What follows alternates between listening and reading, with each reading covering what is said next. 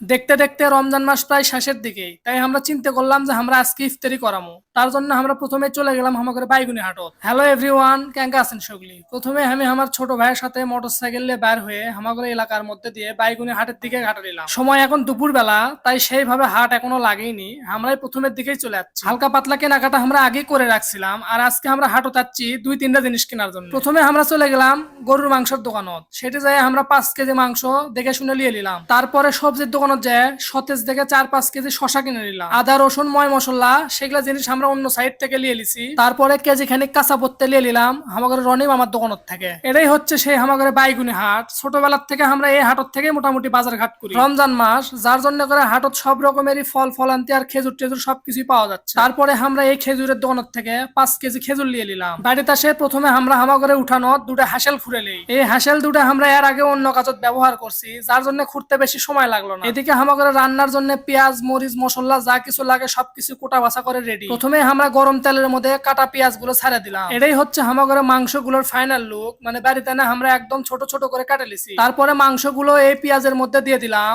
এইবার মশলা বাটা গুলো দিয়ে দিলাম প্রয়োজন মতো। সাথে যা যা লাগে গোলমরিচ দারচিনি এলাচ কালো গোটা সবকিছুই মনে করেন যে প্রয়োজন মতো দিয়ে দেওয়া হচ্ছে। যেহেতু আজকে আমাদের খাবারের আইটেম হবে 1 প্যাকেট বিরিয়ানি, তার জন্য আমরা আলাদা সসপ্যানত করে 1 সসপ্যান পানি গরম করবে দিন।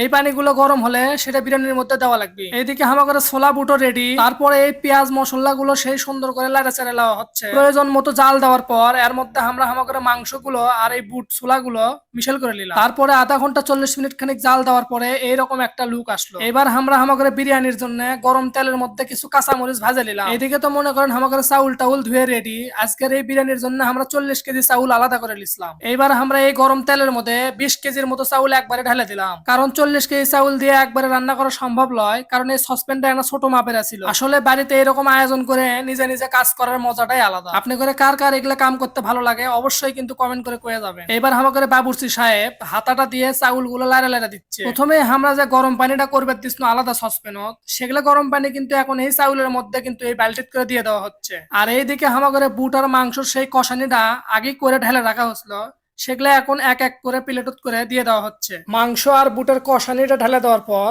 খুব ভালো করে সেটা নাড়ে চেড়ে দেওয়া হচ্ছে। আমাদের এই বিরিয়ানির রান্না শেষ হতে আর কিন্তু বেশি সময় বাকি নাই। আর আধা ঘন্টা খানিক জাল দেওয়ার পরেই এটা কিন্তু রেডি হয়ে যাবে। রান্না করা শেষ করে চুলার থেকে কিছু গরম কয়লা তুলে আমরা সসপ্যানের উপর দিচ্ছি, যাতে করে ভাত গুলো খুব সফট হয়। এইদিকে ইফতারের টাইমও মোটামুটি হয়ে গেছে, আর আমাদের খাবারও মোটামুটি রেডি ইফতার করার জন্য। লোকজন আসা শুরু হয়ে গেছে, যার জন্য আমরা এই খাবারগুলো প্লেটত করে তুলে তুলে সিরিয়াল বাই সিরিয়াল রেখে দিলাম। আর এই বিরিয়ানির মধ্যে আমরা এক্সট্রা করে খেজুর আর শশা কিন্তু অ্যাড করে দিলাম। এর মধ্যেই মোটামুটি লোকজন চলে আসছে, তারা চতুর্মুখে হালকা পাতলা করে বসা শুরু করে দিচ্ছে। এদিকে তো সজীব আর সাদিক আলাদা করে এক কানের দুটো পিচ্চিক সাথে নিয়ে বসে গেছে। আলহামদুলিল্লাহ মোটামুটি অনেকগুলো লোকই চলে আসছে, আর সবাই মিলে একটা দোয়া খায়ের করা হলো। ভিডিওটা ভালো লাগলে অবশ্যই সবাই লাইক কমেন্ট করবেন, আর অবশ্যই আমাদের এই পেজটা ফলো করে দিবেন এরকম আরো সুন্দর সুন্দর ভিডিও দেখার জন্য।